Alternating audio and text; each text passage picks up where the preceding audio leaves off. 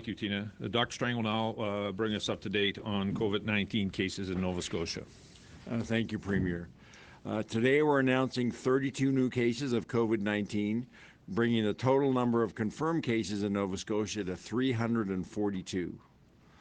There are currently 11 individuals in hospital, 5 of those in the ICU, and the other 4 are in don't require that intensive level of care. 72 people have recovered, which is really good news.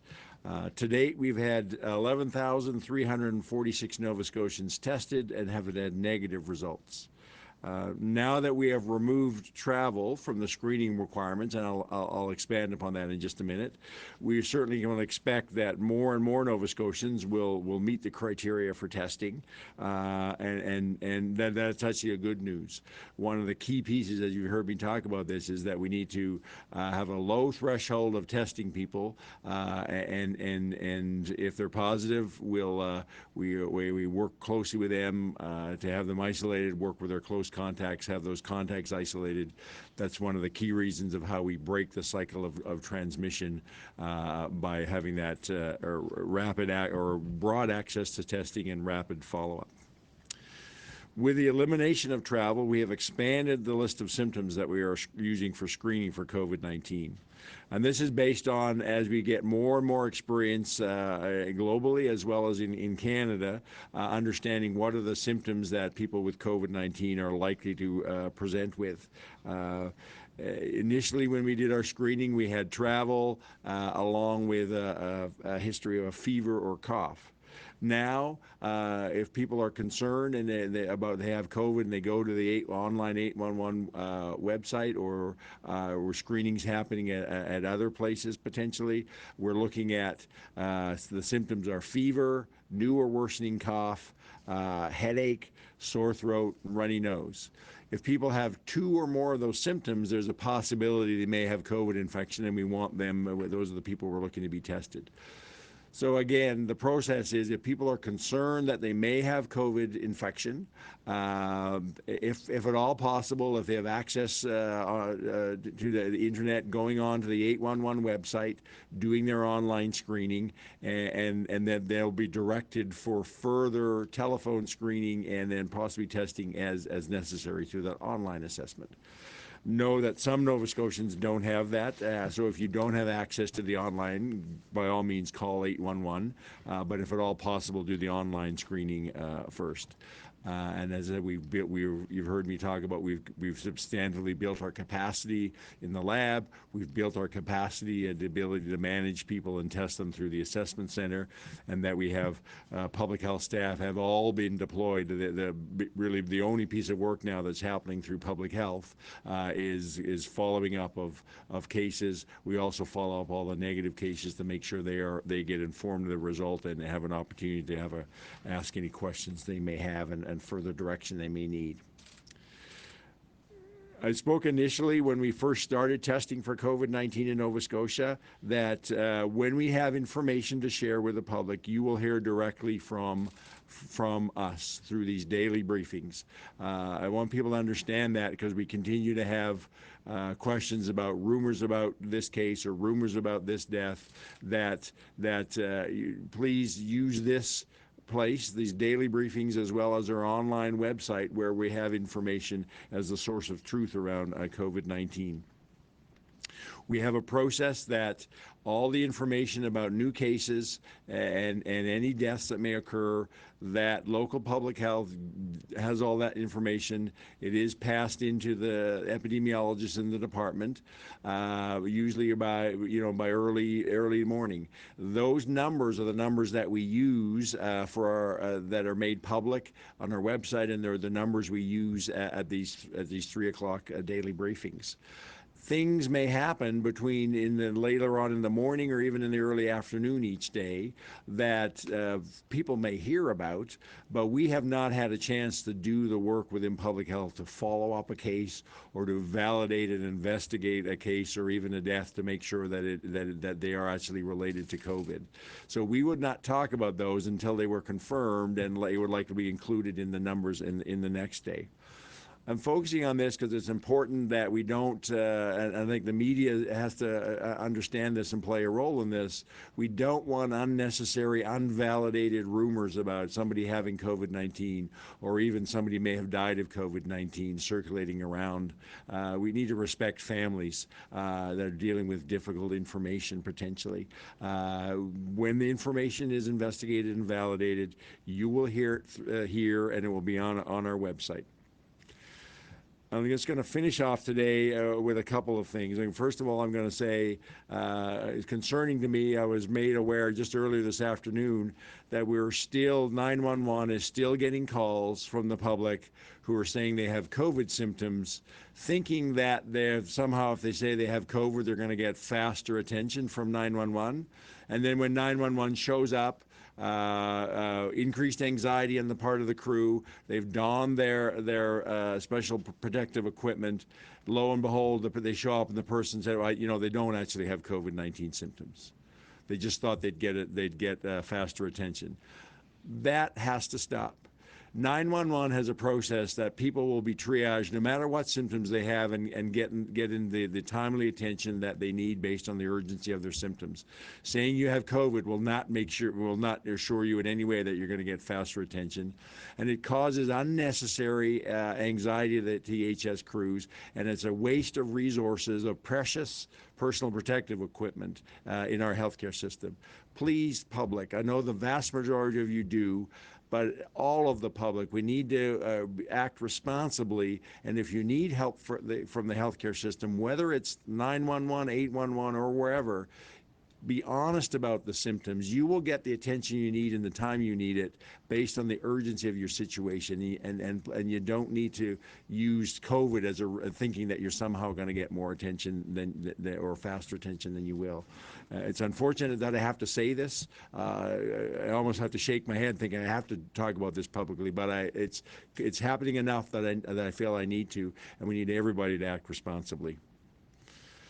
With that, I'll finish off that I know it's Wednesday now. We're heading into the Easter weekend. That is an important weekend for many people.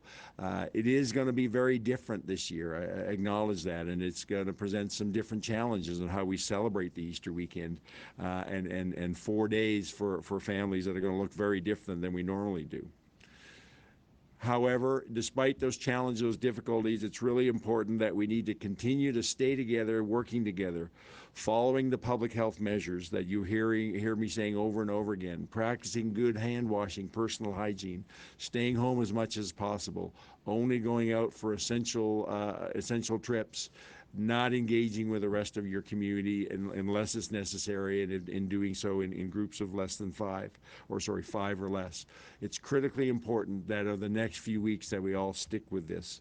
And if we do this, we will get through the Easter weekend. We will also get through the next few weeks and come out of this in a brighter side as quickly as we're able to. Thank you, Dr. Strang. That's a new tie there today, I believe. That was Dr. Jock Murray sent that to me. I got it yesterday, and I want to thank you for recognizing it. And thank you, Dr. Murray, for sending me this new physician-oriented tie. It was the second best tie you've worn so far since we've been here. I think the Montreal Canadian one might have trumped it, but that's... In my mind, it is. Not everybody agrees with that, though. Thank you for your message. We'll now take any questions.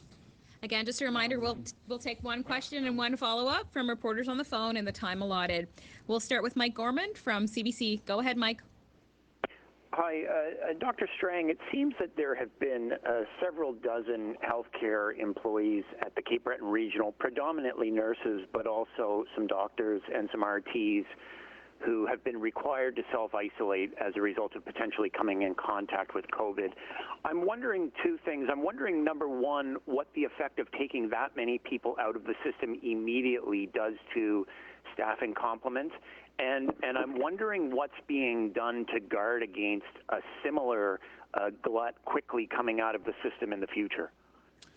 So you're absolutely right. When we have healthcare workers who may have been exposed, we have to bring them out of the workforce and test them to make sure that they are not infectious. And we're looking at ways, and typically we would have people go on a 14-day isolation period. We are looking at ways that we could potentially get people back to work sooner with some very careful measures around monitoring temperatures, daily screening, et cetera. And so we're looking at those pieces because you're right. Having to pull numbers of people out of the workforce, whether it's in a hospital or in a long-term care facility, creates significant strain in our healthcare system and challenges the ability to deliver essential care. But we also have to make sure that we are not putting patients or co-workers at any increased risk of transmitting this virus through health by having healthcare workers who may be infectious continuing to work. So I said we are that the part of the reason that this has been done, or part of the plans on restructuring the healthcare system, if you will. So we have stopped a lot of outpatient visits, on elective surgeries, etc. Part of that is we can have a workforce that's focused as much as possible on urgent and emergency health issues as well as COVID.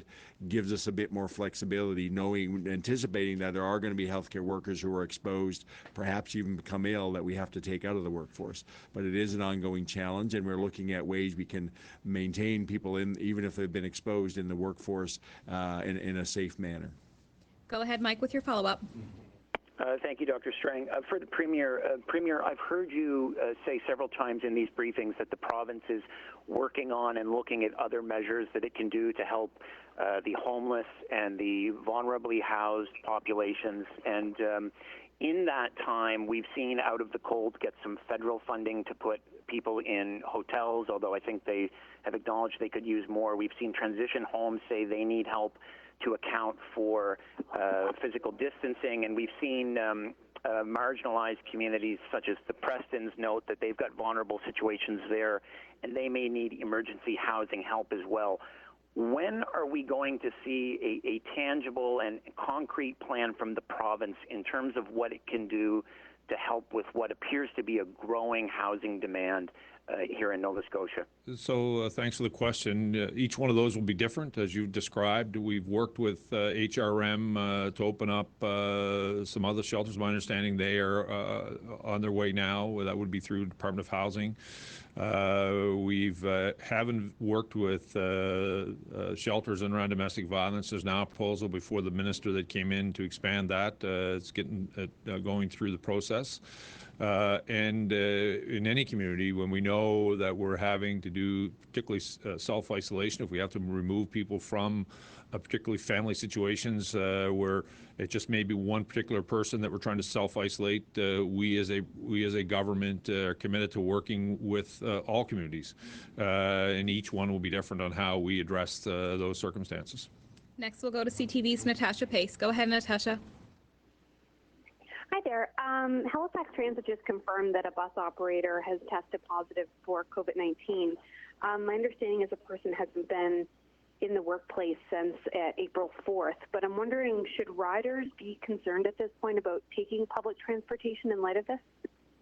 So I'm not aware of the details of that case, simply because the driver or was a driver doesn't necessarily mean that they were exposed on the bus. Drivers, like the rest of us, live in our communities, and there's multiple ways we could be exposed. We have to understand. We continue to look at transit and be able to do that as safely as possible. But we also have to acknowledge that for a significant portion of our communities, buses are essential. We have people that need to get to work, and not everybody has the luxury of being able to drive, or it's short enough that they could walk. Other people, there's lots of families that they still need to get groceries, get things from the pharmacy, and for them the only way to do that is through a bus. So we continue to work to maintain buses and transit as an essential service, but doing that in a way that's as safe as possible. Go ahead, Natasha, with your follow-up. Thank you. Also for Dr. Strang, Northwood in Halifax has confirmed there are new cases of COVID-19 among residents there. For the last couple of days, my colleague has been trying to figure out the total number of nursing homes affected by the virus in the province. Is that something that you're able to disclose, like how many nursing homes across the province now have cases, whether it be residents or staff of the virus? So we're looking at ways we may be able to present all that from a provincial perspective accurately. This is a situation that changes every day, and that I don't want to bring forward information that's wrong or out of date. And in a big complex system, especially in the continuing care, where we have multiple homes, finding a way that doesn't take a huge amount of resources and people's time, that we can get this information to flow in and then be collated and reported publicly. So we're looking at that, but again, we want to make sure that we're focused on two key things. Accurate information, but we also have to be cognizant about the information that we provide doesn't necessarily identify an individual and disclose information that needs to be kept private under privacy legislation. So we're continuing to work at that, and hopefully we'll be able to have something in the near future. Next, we'll go to Keith Doucette from the Canadian Press. Go ahead, Keith. Good afternoon, Dr. Strang. Question for you. I'm interested in the numbers today. I did a little math and I looked at the increase since April 1st. So a week ago from today, we've basically doubled the number of cases that we've had. And when you look at what we're reporting daily compared to our brethren in the rest of Atlantic Canada, we're basically dwarfing their numbers. I'm wondering, is that what's your take on that? Is that related to our increased and ramped up testing, or is there something else at play here? So I think a lot of it, in both of those, we have to be cognizant that we may be having more disease activity, but also to the community, and they're a very uncomplicated case to follow up because they have not been spreading this virus in the community, which is exactly what we want. So my point is that yes, a lot of what we're seeing, I think, is driven by our testing strategy, but it's the right strategy, and we're identifying a lot of cases who have not been exposing others in the community because of the other steps we're putting in place. Go ahead with your follow-up, Keith. Yeah, is there anything that you're doing that you're sharing or possibly strategies that you're sharing with the rest of the region in terms of just what you were talking about? Because it does seem like they're not nearly keeping up in terms of testing or what you know the results that they're producing, or maybe it is just that they don't have as many cases. I don't know. I guess we might find out through some of these modeling projections that are coming out. As you know, Newfoundland's doing theirs today. I might just take another one to ask you when ours modeling will be done.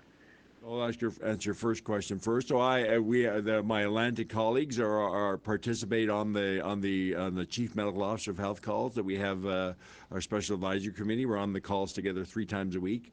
I also had a separate call with my Atlantic colleagues just a few days ago to talk about all the things we're doing. I shared with them, what we're doing in our testing protocol.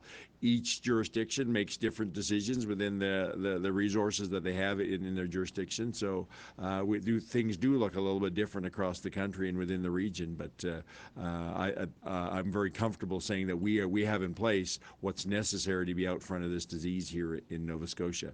As for the modeling piece, we continue to work at that and hope to be able to bring something forward on that very soon. Next, we'll go to Cassandra Nadeau-Lamarche, Radio-Canada. Good afternoon. So this is for Premier McNeil. So many members of the Preston community were upset about your comments yesterday. They're saying that they are the ones who requested the assessment center and that it was not because of an outbreak or an increase of activity, but rather for prevention and to give the community better access. So is it the case? So we've been working with public health. Dr. Strang and his team have been working, looking at the cases that we've had across the province.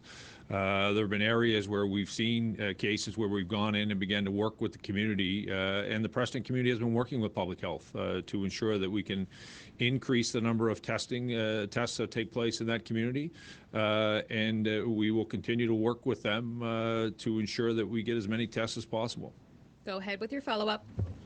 Oh, Go ahead, Dr. Strang. Yeah, the decision on the assessment center, that was really a collaborative decision between certainly the community as we were working with them very early on, identifying the need for testing. They were identifying that they had a number of people in the community where access to testing was a challenge. At the same time, public health, we knew that about this community, and we were working with some solutions with the community. So it was not either or. I think both public health and the health system and the community were from the very beginning working together, understanding that there was a different solution for testing required for these communities. Go ahead, Cassandra, with your follow-up. Yeah, so my colleague Michael touched a little bit on that earlier, but the Preston Community Response Team has asked for help, like more emergency housing for the community. So is that something specifically that you're thinking of providing for them shortly? So public health, as I said, is in working with the community. We've said to them, put together the requests that are required. Housing is one of them. There's some other issues potentially that they may want to help support with. Of course, we'd be part of that. Our goal is what we've been doing across the province, where we see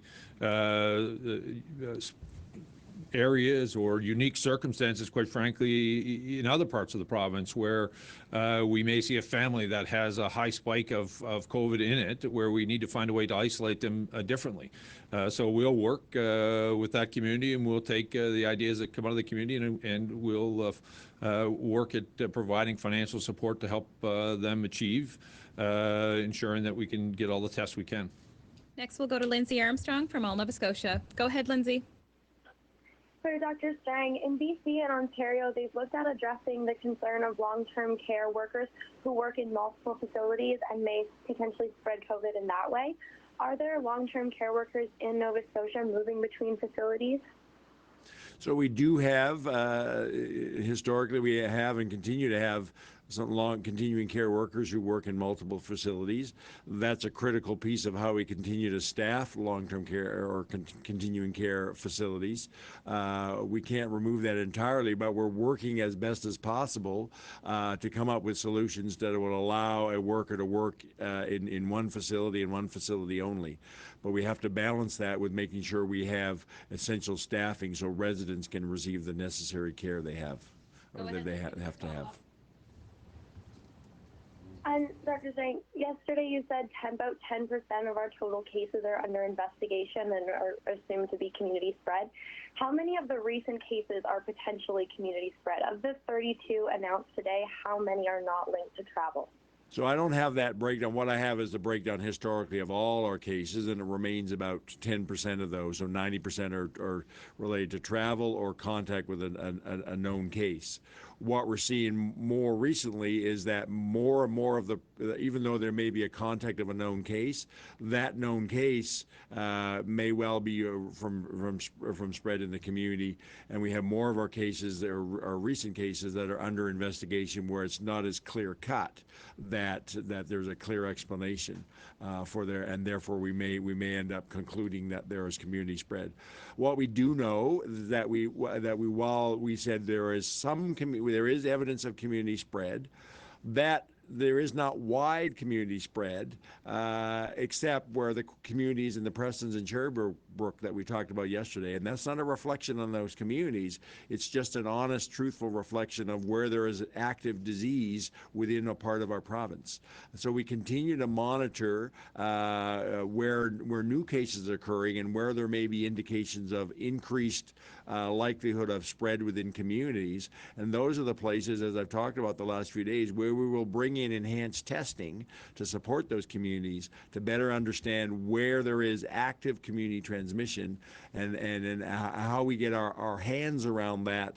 One of the key pieces is knowing who's positive, getting them isolated, knowing who their contacts are, testing them and getting them isolated.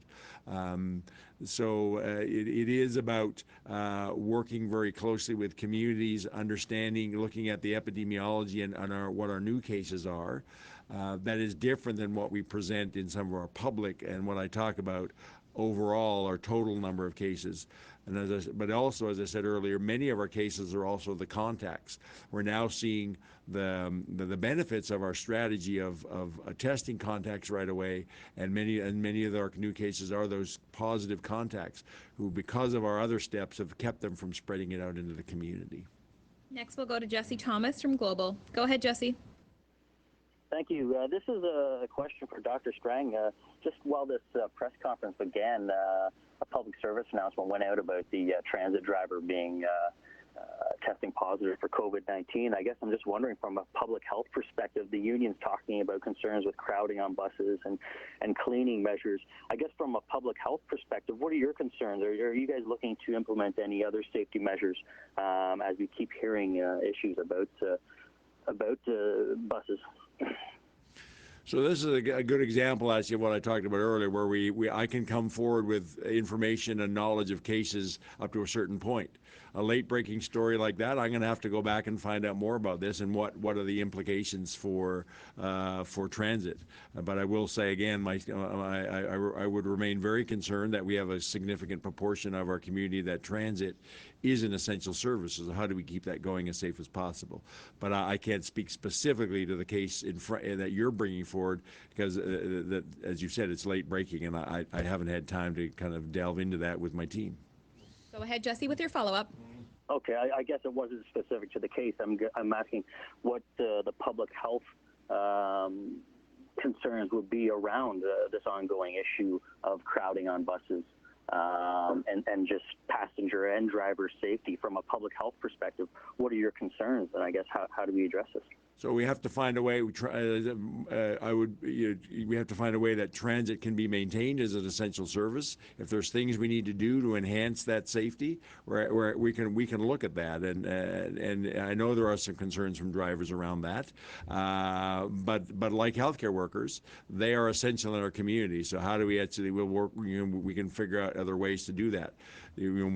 Some other jurisdictions have put limits on the number of people can get on a bus. That's something that we could consider. However, I do have. What about if you're the person whose only way to get to work is on the bus, and you're always at the end of the line? You never get on the bus. So there's some challenge right there, and we have to balance safety on the bus versus the essential need for many in our community to use a bus. Next, we'll go to John McPhee from the Chronicle Herald. Go ahead, John. This is a question for Dr. Strang.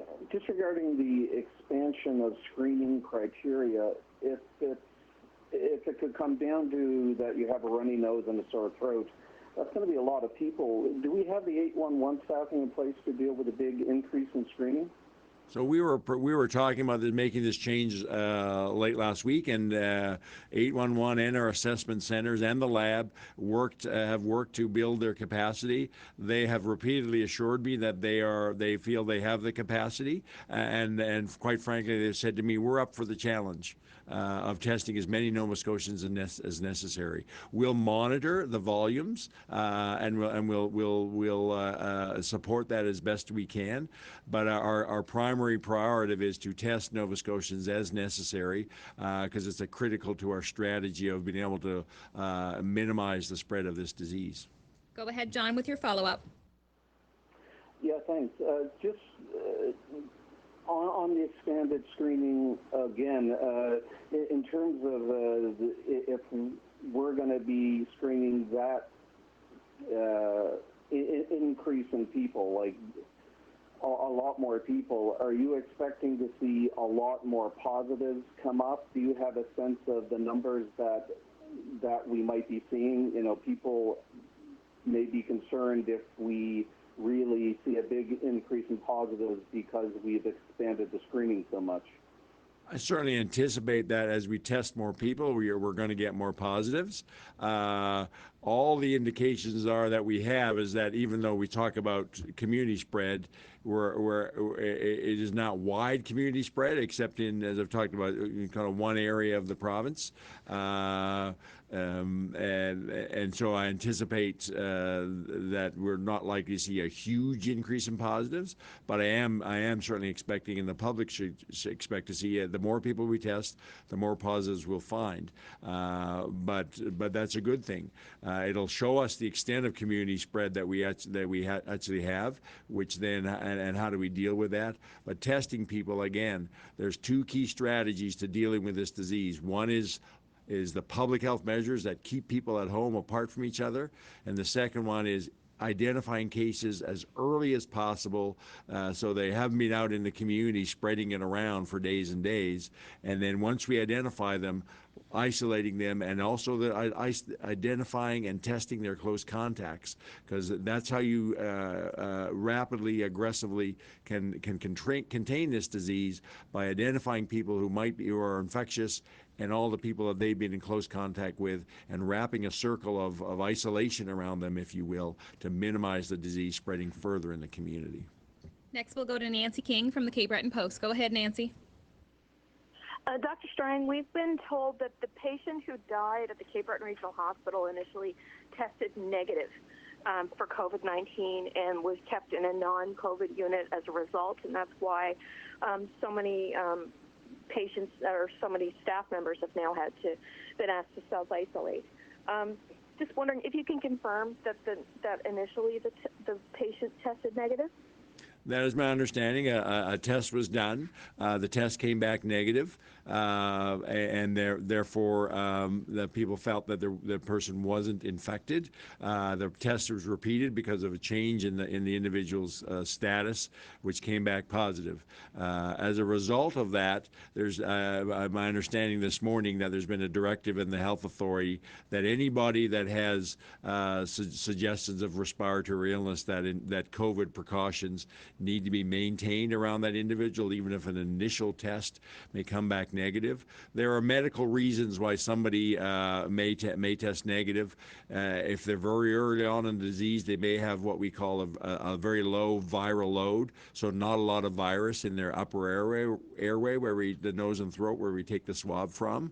The other reason is that if people have a disease in their lungs and the disease is deep in their lungs, they may well not have actually the virus in their nose and throat, and so a swab from the nose and throat may not detect somebody who's got more advanced disease in their lungs. So for those reasons, it's not we have to be aware that there's potential for a negative test, and that is the reason the directive now from the health authority that anybody where there's a suspicion of respiratory disease related to COVID gets put on and is maintained on appropriate precautions, even if the initial test may be negative. Go ahead, Nancy, if you have a follow-up. And do you have any percentages for the number of possible false negative tests that you might be getting back? So in discussion, so the case that I talked about in the hospital, those are fairly unique circumstances, and that's a fairly unusual situation. Certainly in my conversation with the lab is that the test we're using for people with mild symptoms out in the community that we swab for their nose and throat, it's very accurate. That it'd be very unlikely to get a negative test from that swab. What sometimes is confused as a negative test, where somebody, say you just had a fever and a headache and you were tested and tested negative, and then 3 or 4 days later you may get sick with some other symptoms and you come back and get tested again, and you test positive the second time. It doesn't mean the first test was wrong. It means that you didn't had COVID at the time of that first test, and then you've been exposed in a few days to COVID, and you've gotten sick again, and then you come back and have positive. I've had that question a number of times, and people say, well, the first test was wrong. It just means no, you didn't have COVID the first time you were tested. With the symptoms we have aren't specific to COVID at all. There's lots of other viruses that can give you those symptoms. So you had another virus the first time, and then you got sick again, and now this time you've gotten COVID. Next, we'll go to Tim Bousquet from the Halifax Examiner. Go ahead, Tim. Hi, thank you. Dr. Strang, earlier this week, or I guess Sunday, you announced that you would have a directive about long-term care homes and how they were to go about things. That order was published on Monday. I noticed that it applies only to homes regulated by the Department of Health, which is typically the nursing homes. I'm wondering why that order did not extend to congregate care homes managed by the Department of Community Services. Shouldn't people with disabilities that live in those homes be accorded the same protection as elderly people? So we continue to work with those homes to support them as necessary. You have to understand that a lot of the directive is associated with levels of nursing care. The type of homes that you're talking about don't have those level of nursing care, and actually many of the directives wouldn't be applicable to those kind of institutions because of the type of care that is delivered there. Also, many of the individuals in these homes don't have, because of the age or underlying health conditions, aren't at the same level of vulnerability. They are certainly vulnerable. Please don't get me wrong, but they don't have the same level of vulnerability as many of our frail elderly. So we're continuing to work with those residential care facilities to support them to be able to apply the necessary protections for residents in that setting. It's a different setting than a long-term care facility setting. Go ahead, Tim, with your follow-up. Yeah, Dr. Strang, thank you. I have a question about epidemiology, I suppose. These restrictions, obviously, they're needed to stop the spread of COVID, and that will save lives. But the restrictions themselves, have your people done modeling in terms of what the increased mortality might be for things like mental health, suicide, self-harm, substance abuse, the lack of physical health, a drop in nutrition, the number of people who would be going to the hospital just routinely, and the doctor might catch some potentially deathly illness that wouldn't be presented otherwise. Do you have numbers on stuff like that? So no, we don't have numbers of that in the province. That's certainly at a national level. People have raised that as how do we I guess start to measure some of the health impacts of these restrictions. And you're right to point out there are some challenges here. But the restrictions that we have are absolutely necessary. I'll come back to the comment that I made yesterday.